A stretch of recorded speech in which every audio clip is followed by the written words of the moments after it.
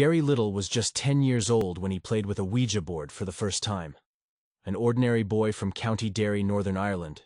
The year was 2004, and he was walking home from school. Drawn away from his usual route by an instinctual telling, he found himself wandering off the track close to the river, towards a mound of household waste, illicitly dumped alongside the waterway.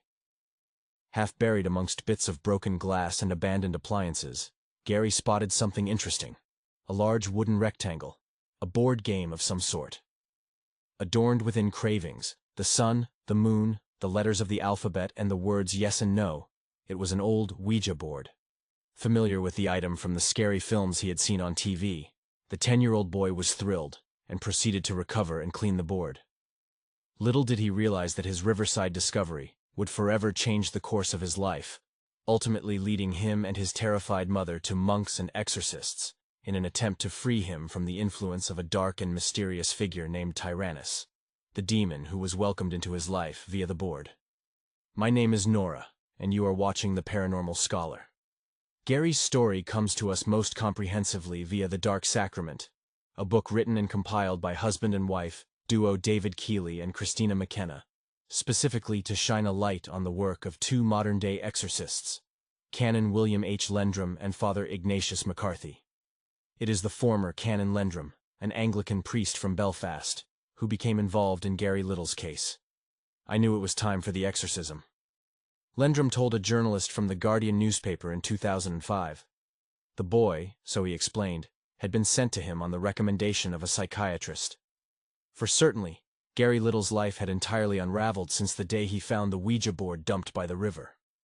After all, he hadn't just found the Ouija board. According to the testimonies contained in Keeley and McKenna's book, the board had guided the boy to it, ensuring that he would pick it up and play with it. In addition to the preternatural sensation that drew him from his usual path home, when Gary discovered the board half buried in the earth, it is said that a second item revealed itself, flying up in the air over the boy. It remained suspended for a moment, before floating gently down to settle on the board. It was a planchette, a small piece of wood shaped like a rounded triangle, with a circle of glass at its center. When the planchette united with the board, something even more extraordinary is alleged to have happened, an experience of hell and damnation.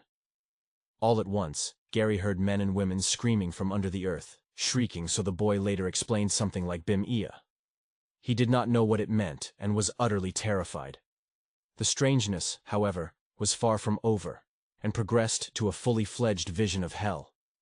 Held in place by an unseen force, the ground is said to have opened up in front of the 10-year-old boy, revealing a dark cavern-like space, housing a figure seated on a throne.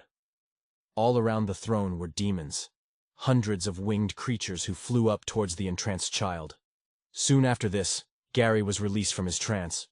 He was still in the same place beside the river and the mound of rubbish, the Ouija board at his feet. The cavern and the demons gone, he jumped up, grabbed his school bag and ran all the way home. At home, it was immediately clear to his mother, Jessica, that something was wrong. He seemed nervous and unable to settle. In a half an hour later, she supposedly heard a scream come from the staircase. Rushing from the kitchen, she is said to have found her son halfway up the stairs, open-mouthed and staring, his hand tightly gripping the handrail. When she tried to comfort him and find out what was wrong, it was as though Gary couldn't hear her. His eyes were straight ahead, fixated on something at the top of the stairs. Jessica, however, couldn't see anything and had no idea why her son was acting so scared. When her other child, an 8-year-old girl with the pseudonym Kelly, giggled at her brother's odd behavior, the boy is said to have snapped from his trance. Turning, he looked at his little sister. It was so his mother has explained a look of pure hatred, one which was entirely out of place on the face of an otherwise sweet and ordinary 10-year-old. Frightened, Jessica instinctively pulled her daughter away from Gary, after which the boy continued up the stairs. From that day forward, things are claimed to have changed in the house. A usually harmonious Gary and Kelly would get into arguments, the older sibling shouting and, uncharacteristically, swearing at his little sister. On one occasion, Kelly even claimed that her brother had grabbed and twisted her arm, hurting her as he threatened to kill her. 2 days later, Gary laid hands on her again, this time supposedly punching her so hard in the face that the last of her baby teeth fell out. Their mother simply did not understand what was going on. Before she could attempt to find out, however, the situation escalated to new and alarming heights. Gary collapsed and had a seizure. At first, his limbs jerked violently, and then he was still eyes staring straight up at the ceiling. Doctor was immediately summoned. Gary was okay for now, with tests being arranged at the hospital for the very next day. He underwent a cardiogram and samples of his blood were taken. The neurologist also ordered an EEG. In all cases, the results were normal. No sign of a weak heart, of diabetes, or of abnormal electrical activity in the brain that may have suggested epilepsy. Gary was the perfect picture of health. And yet, his mother worried that he wasn't. He had no memory of the incident. Not only that, his collapse had lasted almost an hour, far in excess of the 5 minutes typically associated with epileptic seizures. Her worrying, however, was only to increase. A few days later, she learned that Gary had a new friend, a man called Tyrannus. Her son told her that he'd met him at the river. "It was the man I saw on the throne," he supposedly said. "The one that was like the devil. Only it wasn't the devil. It was Tyrannus." Recalling the eerie incident on the stairs, when Gary had frozen upon his return home after discovering the Ouija board, the boy explained Tyrannus had been there also. "He was huge," the boy explained to his mother. "He was 10 times bigger than me. A big man dressed in black." The 10-year-old boy also revealed that Tyrannus had been covered in dirt and rotten stuff, as though he had come from the ground. Sinisterly, the dark man had also exhibited multiple deep cuts and wounds. Not knowing what to say or do, Jessica could only stare at her son. She did not want to encourage whatever imaginary character had grown, so she thought, from the horror movies that he too readily consumed. And yet, before she could chastise or otherwise speak to him, Gary mentioned something else: the Ouija board. Until that point, his mother had had no idea as to its existence. Tyrannus, so the boy blotted out, had followed him home after he dug up the board. Gary returned to school the following week, yet there was clearly still something wrong. He continued to speak of Tyrannus and suffered a complete change of personality. He would swear and shout and was even accused of bullying other students at school. Then, Jessica found out that he returned to the river. When she asked him what he had been doing there, Gary is said to have snapped. He swore at his mother, later picked a fight with his little sister, and then, dreadfully, suffered another seizure. Hospital tests once again failed to diagnose a health problem, and so Gary was referred to a psychiatrist, with the onset of puberty, suggested as the cause of his behavioral issues. Gary was invited to attend an extended course of psychiatric treatment. Weekly sessions of Gestalt therapy, a form of psychotherapy that emphasizes personal responsibility, focusing on self-awareness and present-moment experiences, rather than the past.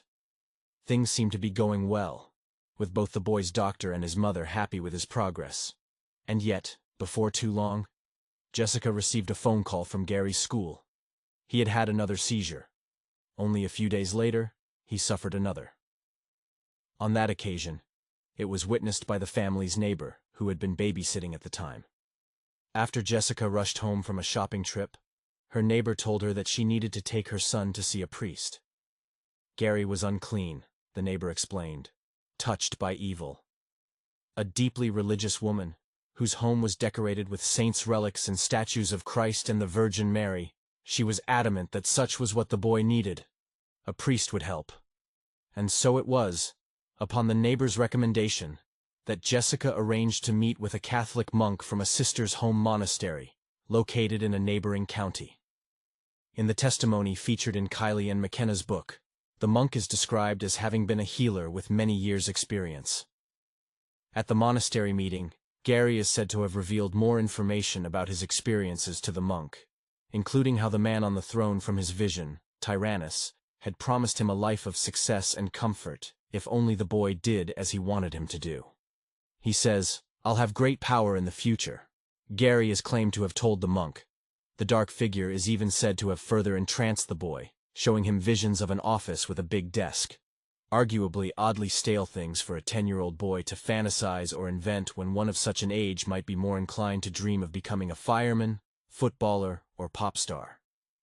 There were also noises and shadows, so the boy explained to the monk.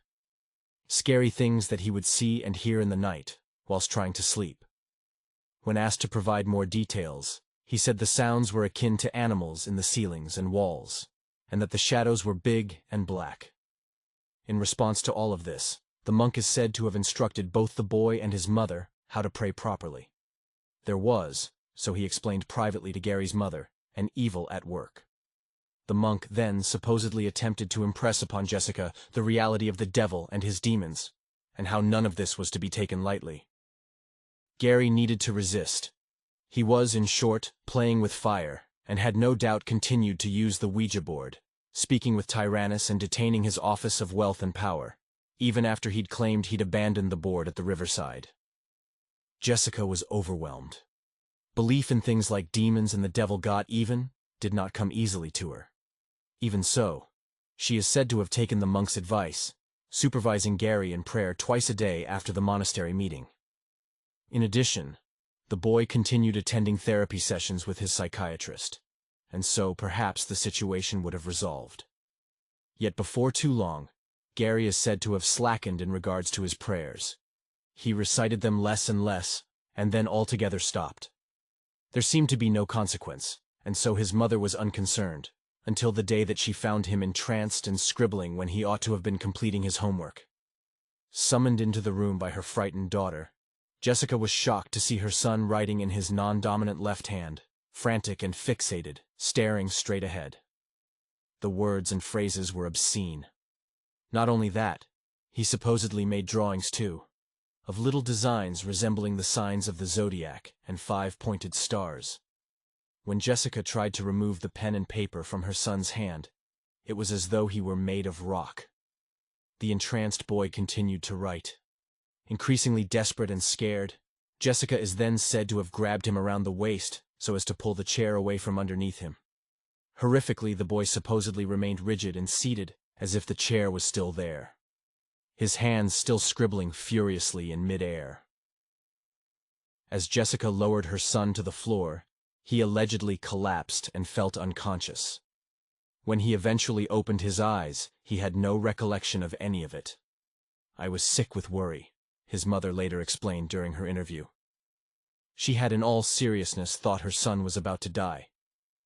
It was this sensational episode that led Jessica to Canon William Lendrum, an Anglican exorcist with 31 years of experience. With no other options available to her, she and her son made the journey to Lendrum's Belfast home in early 2005. The first time he came here, the boy seemed very nervous. Lendrum explained in an article about the case for the Guardian newspaper. Interviewed later by Keeley and McKenna for their book, The Dark Sacrament, Lendrum went into more detail, expressing how he was struck by the way Gary answered his questions. The boy was confident, intelligent, articulate, even as he explained to the referent that he still played with the Ouija board, and that it told him that he shouldn't read the Bible. "It says it's rubbish," the boy allegedly said. When Lendrum pressed him, asking Gary how it told him such things, the boy's answer was chilling. He would ask the board questions, but only questions that the boys told him to ask. The boy, so it was revealed, was that of Tyrannus. Unsettled, the priest studied the boy, looking deep into his eyes. What he saw is said to have been indescribable. Somehow Gary's eyes did not match the rest of his appearance. They were so, the priest attempted to explain to his interviewers, old beyond his years. The suggestion was that the boy, if not possessed, was at the very least under the partial control, influence or affliction of the dark entity named Tyrannus. Canon Lendrum would counsel Gary for a couple of months before deciding in late February 2005 that it was time for an exorcism to be attempted. Speaking to The Guardian for an interview less than a week later, he explained how he said a few prayers and then looked into the child's eyes and commanded the spirit to depart.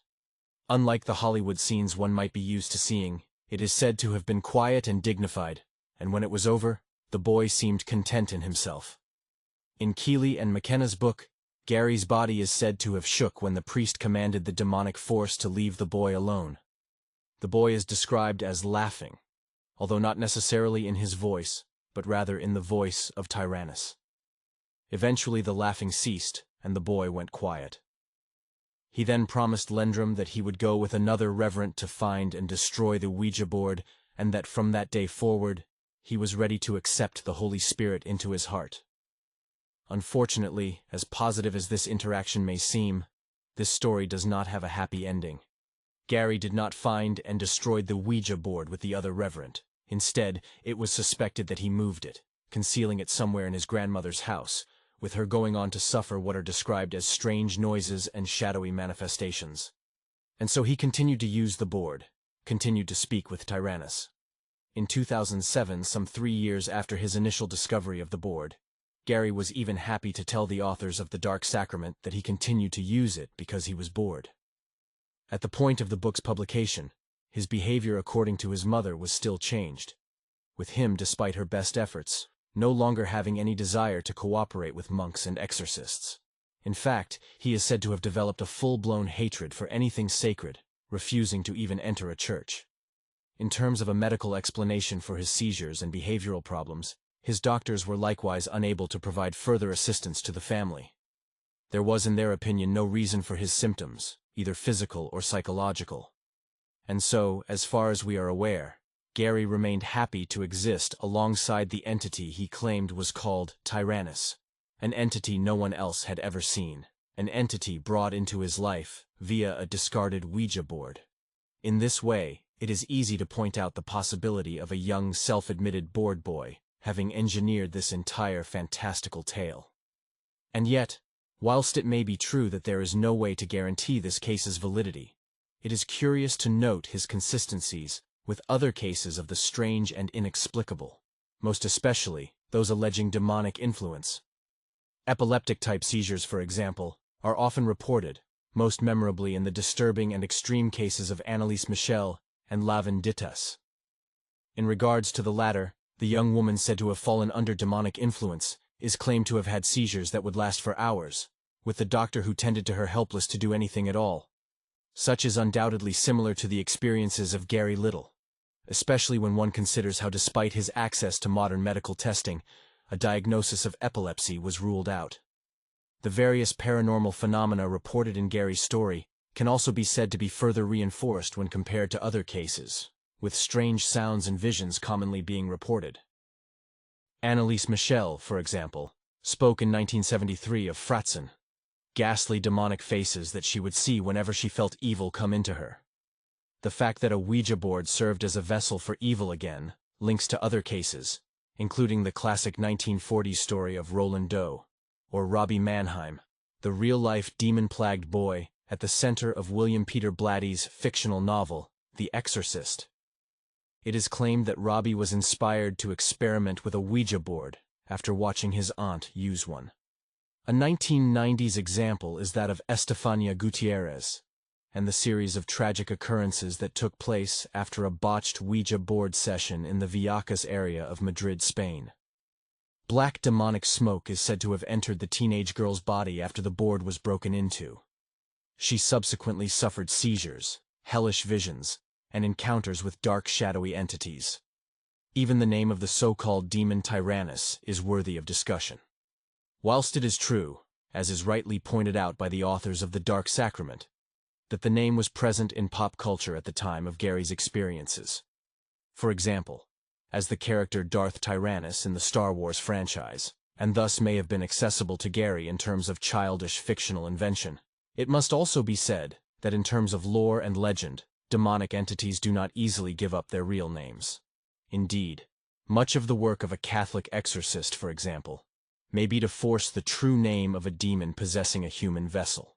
Tyrannus might therefore conceivably have been a false name given by a demonic entity, carefully selected in order to lure and delight a 10-year-old boy, providing thrilling associations with big-screen supervillains, and even the dark dread of the Tyrannosaurus Rex, a fake name to suit a demon's dark game. And so, considering all of this, are we then observing a universal phenomenon, that of demonic oppression and possession? Many, including the exorcists, Catholic Anglican, and otherwise, still at work in Northern Ireland and in other places around the world would say so. Not only that, exorcisms and the demand for exorcists are on the rise. That is not to say that all cases are true, but that as the sister she meant Gary was taken to see has explained, by making God look archaic and outmoded, as is undoubtedly the case today, the devil creates a vacuum in the lives of the susceptible, which he, the enemy, can then move in to fill. Saint Michael, Archangel, defend us in battle. Be our protection against the wickedness and snares of the devil. May God rebuke him, we humbly pray. And do thou, O Prince of the heavenly host, by the divine power, thrust into hell Satan, and all the other evil spirits who prowl about the world, seeking the ruin of souls. Amen. Thank you so much for watching. I truly hope you enjoyed this video. If you did, please consider liking and subscribing for more of the paranormal, being sure to click the bell icon to receive notifications of all new videos. And if you cannot wait until my next episode, why not watch the one suggested on screen now? Thank you again. Until next time.